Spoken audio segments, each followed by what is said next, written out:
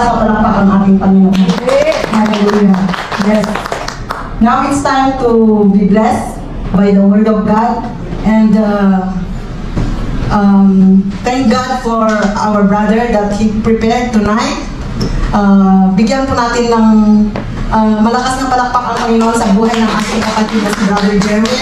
I believe that he will be blessed tonight as he delivered the Word of God.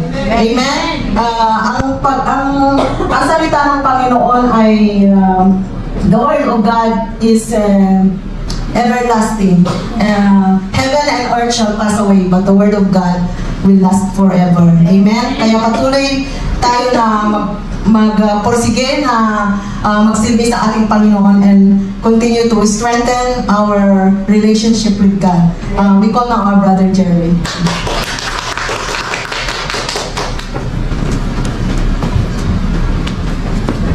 Good evening, everyone. Parang nahihiyata ko maraming camera shy. So, samahan niyo po kung magbuklas sa ating pong mga Bible sa Isaiah chapter 30 verse 19 to 22. So, iniling ko po na pwede po ba tayong tumayo lahat para bilang po pagkalang po sa salita ng Diyos. So, verse 19, people of Zion who live in Jerusalem, you will weep no more. How gracious He will be when you cry for help. As soon as He hears, He will answer you. Verse 20, although the Lord gives you the bread of diversity and the water of affliction, your teachers will be hidden no more. With your own eyes you will see them. Verse 21, whether you turn to the right or to the left, your ears will hear a voice behind you saying, this is the way, walk in it. Hanggang verse 21 lang po pala tayo. So, ayun po yung word of God sa gabi po ito. Sa Diyos, mandaling manalangin. Panginoon, tuloy nga po God na napakasarap magpuri po sa Diyos. Salamat po sa iyong pag-ibig, sa iyong kadakilaan, sa iyong mga salita na hayag po sa gabi ito. Kaya po, nabigyan niyo po kami ng kaliwanagan kung ano pong nais po na iparating sa bawat sa namin, sa ikalalaga po namin at lalo po kaming makakilala po at maging malalim po sa pag-ibig mo, sa presensya mo, Panginoon. At ikaw po ang aming dadakilain sa aming servisyo sa gabi ito. Maraming salamat po, Jesus Mighty name we pray. Amen. Praise. So, sabi Pastora, tuloy nga na yung hindi po natutulog yung Diyos natin, di ba ba? He's not sleeping nor slumber. Amen? So, sa ating situation ngayon, kung titignan pa natin talaga yung war sa ating pong panahon ay nandun, hindi mo mawawala yung takot. Doon nga po sa pinagtatrabaho namin, meron nang nag-resign. So, sabi ni Ate Tess nung isang last week. So, dalawa yata yun. So, wait daw siya ng Pinas dahil sa gera. So, hindi po natin maalis sa ibang tao na yung pag naunahan ko tayo ng talaga ng kaba. Yung decision namin minsan sa blind. So, kahit sabihin natin mag-Kristyano tayo. So, even though na tayo ay sinasabi natin we are matagal na Kristyano, meron pa rin tayo mga decision na minsan wala sa ayos, di po ba? So, sa panahon natin, kailangan lagi tayong matatag. Kailangan lagi tayong nandun yung presence of mind natin, nandun yung courage natin sa paghamon sa araw-araw nating daily lives. So, yung sabi po na sa ating pong text sa gabi po ito ay kausap po niyan si Haring Hezekiah. So, isa sa pinaka mabuting hari ng Israel. So sabi po niya sa verse 19, people of Zion who lives in Jerusalem, you will weep no more. How gracious He will be when you cry for help. As soon as He hears, He will answer you. Di ba? Napakaganda po ng salita ng Diyos. Kasi meron po tayong sinasabi po natin mga silent battle. Yung anxiety, yung fear, minsan tinatamaan pa rin tayo yan. Hindi tayo exempted. Lalo na kung habang lumalapit tayo sa presensya ng Panginoon, nandun gumagawa ang kaaway through our mind. So kasi kumaharap that time sila Haring Hezekiah sa war. So katulad din natin ngayon, although hindi po tayo mamamayan ng Israel, pero apektado pa rin po tayo. Tayo po lahat kumakarap po sa war, kabilaan, mabansa, Iran, sa north, sa south. So hindi na magkadaw-gaga ang mga kalaban. Pero ang Israel, handang-handa po sila, di po ba? Amen. So sila na yung pinakamatagal dito, Pastora, si Doda. So ilang war na po yung nakaraan, di ba? So laging Israel po yung nananalo. The victory is always in the people of God. Amen? So yung salita po ng Diyos, sabi po niya doon, how gracious He will be when you cry for help. As soon as He hears, He will answer you. Wow, napakaganda po ng promise ni Lord sa atin. Although may time na bakit nag-aalinlangan pa rin tayo? So, kada tumatayo po ako dito, ako po yung unang tinatamaan ng word of God talaga. Kasi may time na nag-doubt ka sa promise ni Lord. Eh, nananas naman na natin yung mga kabutihan na ang dami-dami na nating experience na goodness of God in our lives. But sometimes nagpapatalo pa rin tayo dun sa bulong ng kaaway through our thoughts. Yung hindi alam ng ibang tao, pangiting-ngiti ka, pero deep inside, bigat na pala ng dinadala mo. So sabi niya sa Word of God, sa Isaiah chapter 30, verse 19, as soon as He hears, He will answer you. So, ang kailangan doon natin gawin, yung sooner. Lumapit tayo agad kay Lord. Kung may nararamdaman tayo sakit, huwag tayong tumakbo kaagad sa gamot. So sabihin natin kay Lord, Lord, masakit yung ulo ko, ganito lang. Although hindi naman masama yung gamot, kaya nabinigay, na-create ang mga gamot para sa ikabubuti natin. Pero there are times na yung mga minor lang. So why not na i-share natin kay Lord yan? Sabi sa promise, as soon He hears, He will answer you. So one time na pag yung may masakit ang ulo ko, minsan gamot na hinahanap natin, di ba? So now, try down naman natin na isik si Lord sooner. Sooner as He hears, He will answer you. So, why not? I-try natin, di ba? So, ganun din po si Haring Hezekiah. Kumakarap sila sa digmaan sa mga Assyrians.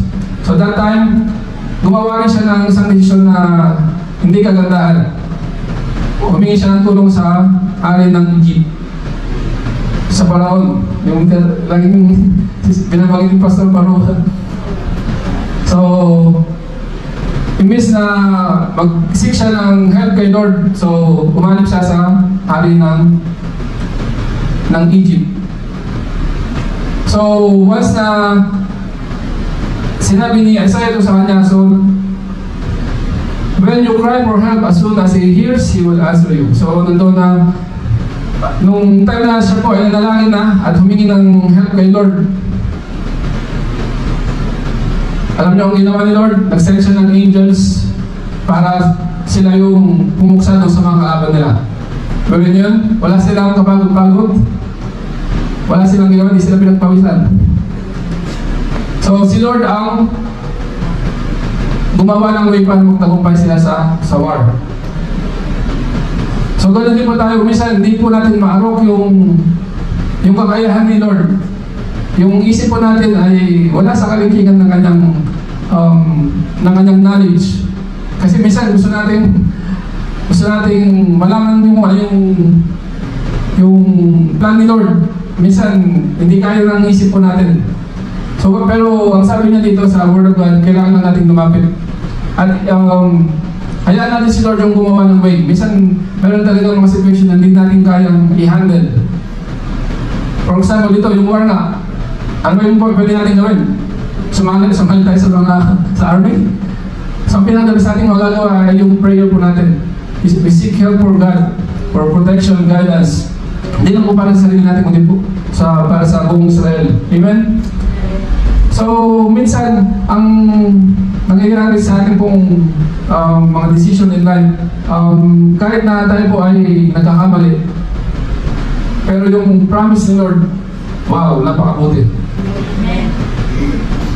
Yung nasabi niya sa verse 19, how gracious He will be when you cry for help.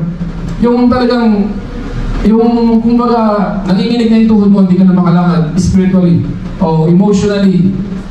Yung drain ka na sa problema mo sa family, problema mo sa kapatid,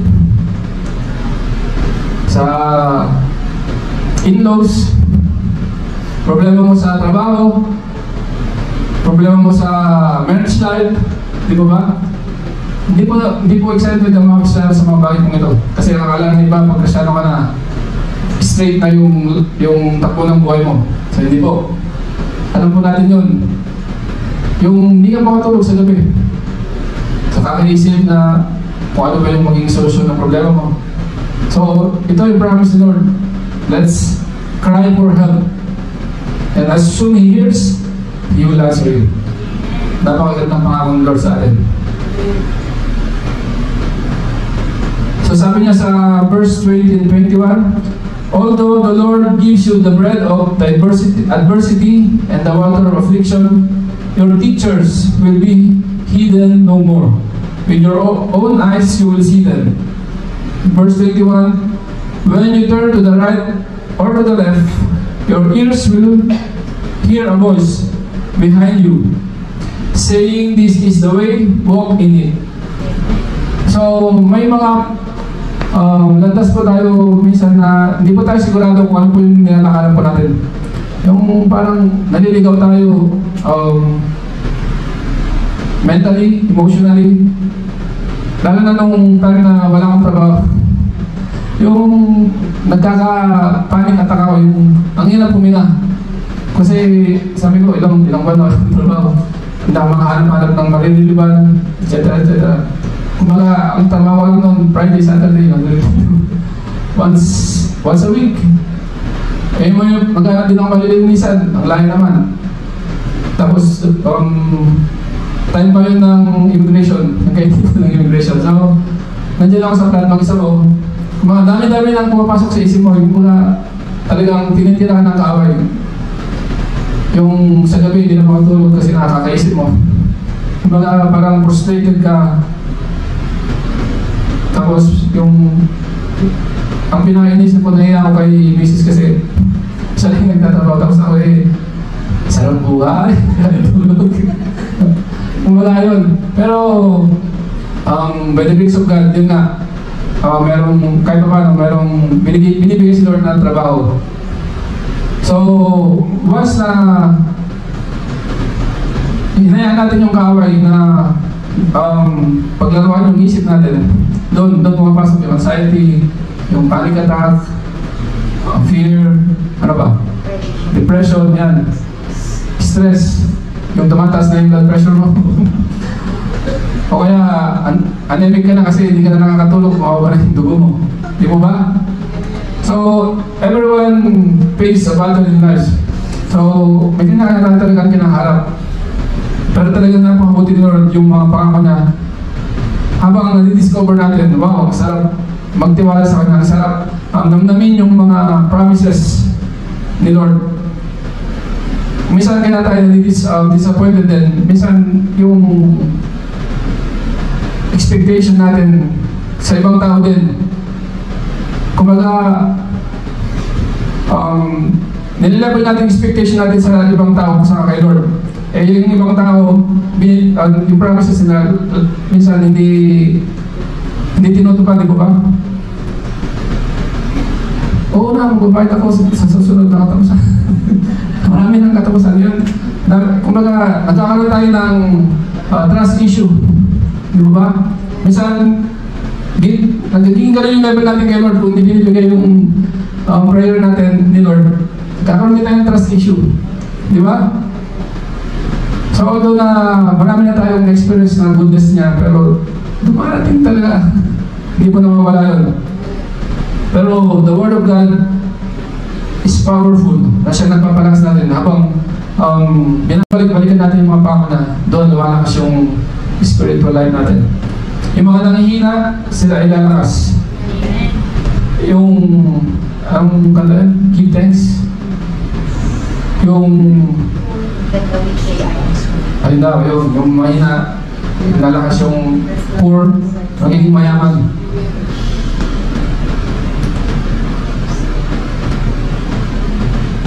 So, isang maganda dito sa verse 22, yung 21 para sabi niya, whether you turn to the right or to the left, your ears will be hear a voice behind you saying, this is the way you walk in it. Yun nga, minsan, lumalakad tayo sa kaliwa, lumalakad tayo sa kanan. So, hindi tayo sigurado, pero nandun lang si Lord sa buhay natin. God's your back. Nakalimutan ko palang sabihin yung tabi natin, God's your back. Yan yung pinakatapik natin sa gabi pong ito. So, di ba sa mga trabaho, pag wala kang backer, mayroon ka magpasok. So, ganun din po kay Lord. Siya yung backer natin. Yung habang naglalakad tayo sa pang-araw-araw na buhay po natin, nandun siya sa likod natin. Ano man yung, di ba si Satan, pag tumiyali yan, patalikod. So, hindi natin nakikita yung ginagawa ni Lord sa buhay natin. Nandun pala siya sa likod natin na inaharangan niya kung ano man yung ginagawa ng kaaway. So, ano man yung mga plano niya, nasirahin tayo, o ano pa man. For example, yung mayroong disgrasya na madidisgrasya ka sana, pero dahil iniingatan ka ni Lord, nakaka-survive tayo, di ba? Nililis niya tayo sa anumang kapahamakan. So, tandaan po natin palagi, God our back. Siya yung backer natin. Saan man tayo maparoon, dito man o saan man lugar, ano man yung tahakin natin sa mga susunod pang buwan o mga taon, God is always got us. Sabihin nga po natin, God got me. God got me. Siya yung ating backer. Katulad ni Hezekiah, tinulungan siya ni Lord na buksan ang kanilang mga kalaban sa digmaan. Pero yun yung angel ni Lord ang inutusan na. So ganun din si Lord, kung ano man po yung masamang plano ni Satan sa buhay natin, sinesend po niya yung angel na para tayo po ingatan. Yung guidance po niya sa atin, hindi po nawawala yun. Kahit na minsan pasaway tayo. Yung minsan nawawala tayo ng time kay Lord. So sabi nga doon sa isang preacher, sabi niya, habang lumalayo tayo kay Lord, yung relationship natin sa Kanya, yung time natin sa Kanya, habang lumalayo tayo, mas lumalabo yung pandinig natin sa Kanyang mga plans, yung mga will niya sa buhay po natin. Kaya habang tayo po ay lumalapit po sa salita po ng Diyos, sa ating pong pinag-aaralan ito at patuloy na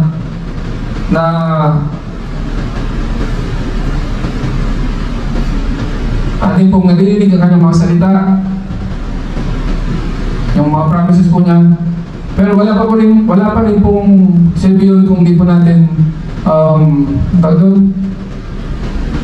nilalakad sa buhay po natin yung faith po natin. Faith without action is dead. Di ba?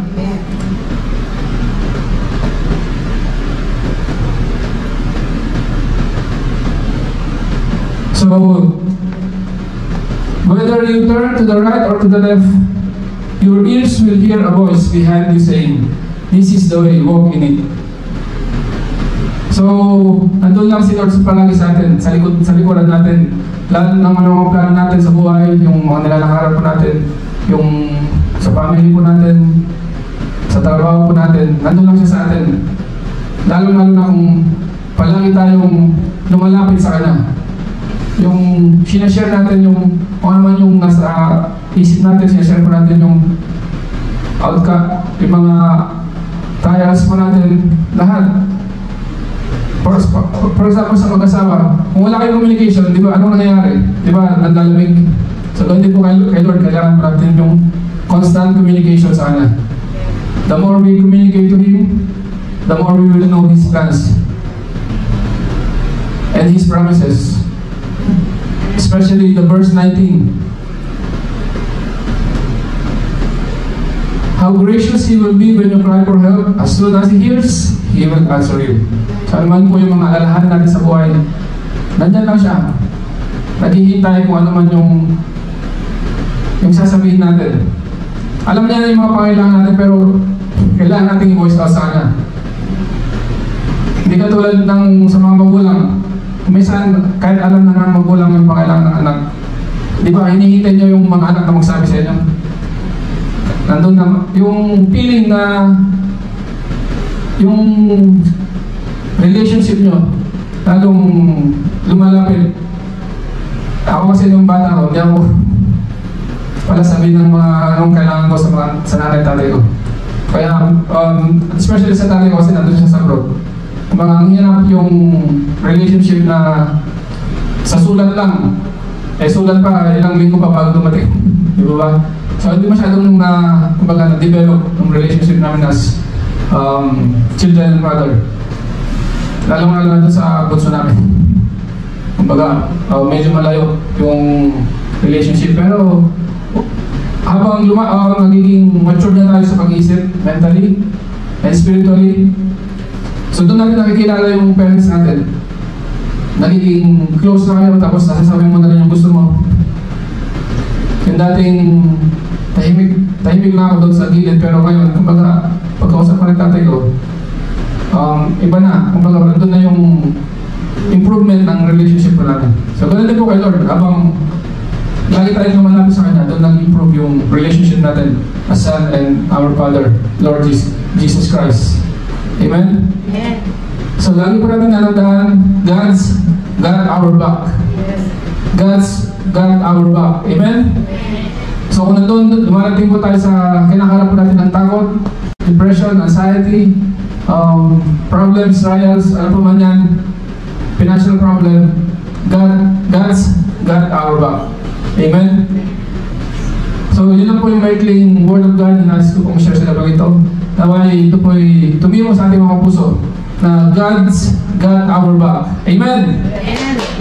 So, God bless po sa bawat isa. Nalangin po muna tayo bago po tayo magtapos sa ating service. Panginoon, maraming salamat po muli God sa maikling salita mo na na-share sa gabi po ito. Tuloy na po na dumarating po ang basa po sa amin sa panghihina spiritually.